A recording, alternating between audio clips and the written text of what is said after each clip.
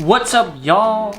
Back at it again for TGF Productions, and this is going to be our Tuesday session, overview session that I attended at NAMM 2021 Believe in Music event. Now don't be alarmed if I'm looking down. I have my notes right here. I have my notes on my computer, so it's down there. So if I'm looking down there, kind of, that's why. So basically, NAMM is what I've noticed, especially online, is NAMM is a huge show with many sessions to watch, and I'm sure people that have been there before have said, dude, this is nothing compared to what it is in person. And I totally agree with that. I cannot wait to finally go to NAMM one day. That is my goal. I want to go to NAMM one day. But that aside, NAMM's a huge show, but you can still register now. Just do it. Have fun with it. Just do it! So you go to namm.org/the NAMM Show 2021, and just a little heads up, all the nitty gritty details, all the juicy stuff is on Thursday and Friday. So a lot of the trainings, a lot of the sessions, a lot of the Monday through Wednesday stuff is a lot of the brand deals and a lot of the brands opening up new products and everything like that. Just go, just do it, just be a part of it. It's really fun. You get to connect with a lot of people. You get to be a part of this awesome community that some people might not be able to because you can't go. Just a preference. I am going to be talking about a session that I attended, just one session, it's alright. It's going to be teaching general music during COVID-19. So I won't go into details about the speakers because that's for them to give, pretty much. So if you want to watch their session, again, you can log on to their session. Again, it's teaching general music during COVID-19. But I want to say a fantastic job to Rob, Becky, and Phil, because they presented a really, really good down-to-earth kind of conversation that was really good, and also there's things that I learned that were really good, so congratulations on that. And again, the details about them will be in their session, so if you want to watch it, go ahead and watch it. Alright, so a little bit of background. As we all know, and have found out over the past year of 2020 into 2021, a lot of industries had to drastically change how they did things, including the robust education system. When you can't be in the classroom teaching face-to-face, a lot of challenges for education occur, but especially for music education. So getting into the details of what they talk about, what the challenges that they addressed were, how to get students to be engaged on a total virtual learning basis. So I actually can really relate to this as well, because I struggle with this as too. Because I like to be in a place doing things. I like to be in that creative space where you're on the stage and you're getting things and you're making things happen and you're creating things. Kind of like that structure where you're there to work. You're not there to play, you're there to work. That might not be the same thing with kids, because sometimes, you know, kids have their parents and everything like that that tell them, hey, you have to do this, or, you know, you're gonna fail life. But it is really weird. It's a weird time. And I understand. It's a really weird time. And number two, that brings me to my next point. How to change the performance place, the performance space, the stage, from the school to the home. That's really challenging point, because they said the students, or in our case the employees, or designers, or anything like that, don't have access to the tools that they need, i.e. instruments, consoles, music. Like I can't have access to a grand MA lighting console if, you know, I'm a private contractor. Maybe I don't have a grand MA that I could just have. You know, I don't have $50,000 that I can just spend on a grand MA lighting console. That would be cool, but, you know, But we need that hands-on training. And also, a third challenge is the introduction of a hybrid online and in-person teaching. Basically having the kids in the classroom and online. And this is very notable in our industry too, because if we don't have adequate hands-on experience with regards to performing and the people putting on the show, if you don't know how to put on a show, you have to do it. I can't just sit here and talk to you on how to put these things together.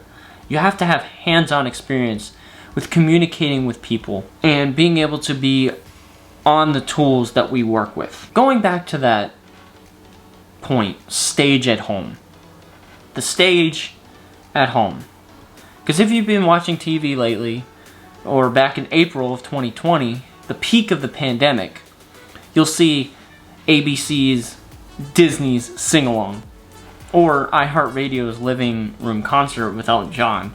That was really cool. We had a blast watching that. It was really fun. You see the performers that are used to being on stage with people in the audience. You're used to having that communication with them. You're used to having that amazing feeling of having people in the audience with you and singing your songs. But now they had to switch from having people on the stage to talking to a camera. I had to sing to a camera? What are you talking about? What do you mean you want me to sing to a camera? But I guess I gotta do it. But they have to adapt that new format. And something that's never been done before. Until now. I remember watching American Idol, the Disney version, online at home. That was really fun. And they gave what stuck out to me was they gave the performers all the same rig, like all the same microphone. This way nothing was different. This way the microphone wasn't the culprit of the sound. That's what I realized. I don't know if that's true, but that's what I thought. But some of them actually used their artistic editing and they created green screens in the background and they had all this like weird color grading, and some people used their outdoors, stuff like that. So that was really cool to watch. So going back, how did they solve those issues? One, they primarily solved the issues about lack of student engagement. Actually asked the students what they wanted to learn and asked if they can implement the songs that they knew into their learning. So my take on it is that's interesting because it's the same thing that we kind of do here on YouTube. Is we ask our audience, you guys, what you guys want to see, as well as teaching you guys the basics of X, Y, and Z. So the basics of signal flow, the basics of stuff, and then we'd be like, hey, what do you want to see? What kind of format do you like? How can I relate this to what you want to learn about? How do I relate this to your circumstance? Another thing they did to increase student engagement is to make it fun. I totally agree with that. To make it fun. Because I totally agree with that. Because you don't have 15,000 slides with a boring speaker that makes you want to pull your hair out and send your soul into the TikTok rabbit hole. You know who you are. You know who you are.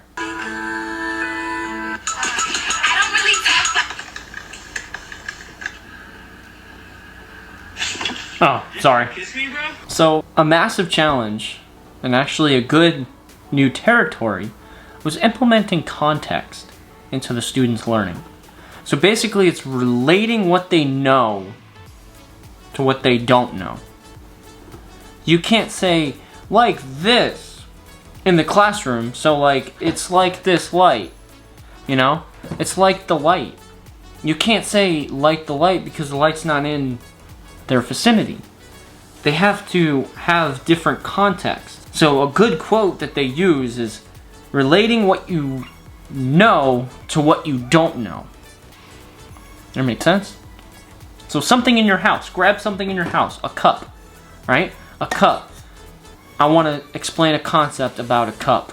You know you have a cup. I kind of hope you have a cup in your room. So it's kind of the same thing. You kind of relate things to what they have in their environment. And then after that, they just go into the national core art standard for the US, and this is actually kind of interesting because I never knew about that before.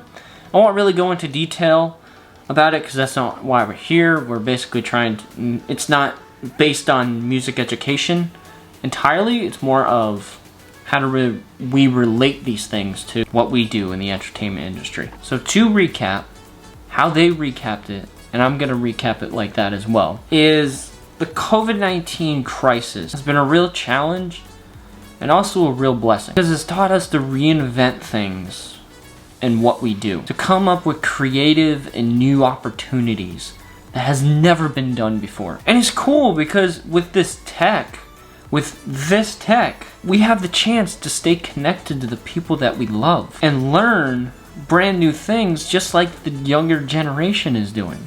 What is the younger generation doing? Watching YouTube videos. How are they learning? Online. That's cool. But much like you guys, and probably contrary to popular belief, and I'm sure the younger generation wants to go back to school again because they miss hanging out with their friends and learning concepts. They miss learning. They miss being in the learning environment. And I want to go back to concerts again. That's what I want to do. I want to go back to concerts again.